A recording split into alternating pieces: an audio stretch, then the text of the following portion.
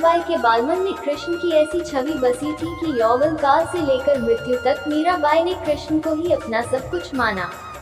जोधपुर के राठौर रतन सिंह जी की इकलौती पुत्री मीराबाई का जन्म 16वीं शताब्दी में हुआ था। बचपन से ही वे कृष्ण भक्ति में रम गई थी। मीराबाई का कृष्ण प्रेम बचपन की एक घटना की वजह से अपने चरम पर पहुंचा था। मीराबाई के बचपन में एक दिन उनके पड़ोस में किसी बड़े आदमी के यहाँ बारात आई थी। सभी स्त्रियां छत से खड़ी होकर बारात देख रही थी। मीराबाई भी बारात देख रही। रथ बारात को देख मीरा ने अपनी माता से पूछा कि मेरा दूल्हा कौन है। इस पर मीराबाई की माता ने कृष्ण की मूर्ति की तरफ इशारा करके कह दिया कि वही तुम्हारे दूल्हा है। ये बात मीराबाई के बालमन में एक गांठ की तरह बंध गई। बाद में मीराबाई का विवाह महाराणा सांगा के पुत्र भोजराज से कर दिया गया। इस शादी के लिए पहले तो मीराबाई ने मना कर दिया, पर जोर देने पर वह फूट फूट कर रोने लगी और विदाई के समय कृष्ण की वही मूर्ति अपने साथ ले गई जिसे उनकी माता ने उनका दिल बताया था। मीराबाई ने लज्जा और परंपरा को त्याग कर अनूठे प्रेम और भक्ति का परिचय दिया था। विवाह के 10 बरस बाद इनके पति का देहांत हो गया था। पति की मृत्यु के बाद ससुराल में मीराबाई पर कई अत्याचार किए गए।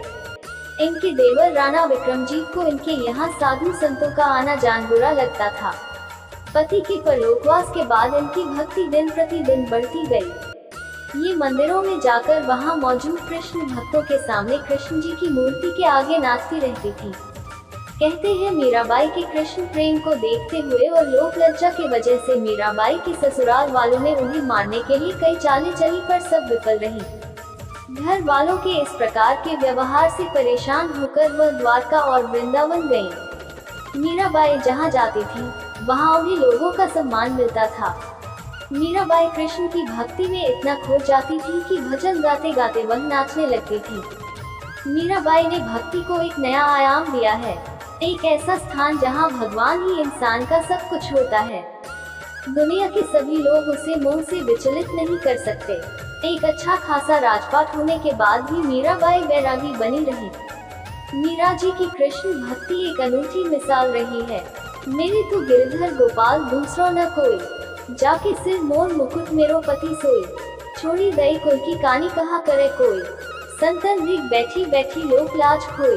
अंसुवन जल सींची सींची प्रेम बेली बोई, दधी मथी घृत काढ़ी लियो दारी दई छोई।